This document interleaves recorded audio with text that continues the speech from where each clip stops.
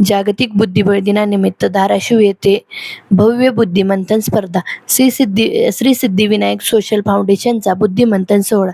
30,000चे रोख पारितोषिक, ट्रॉफी व मेडल्स देणार. विविध वयोगटांसाठी स्पर्धा.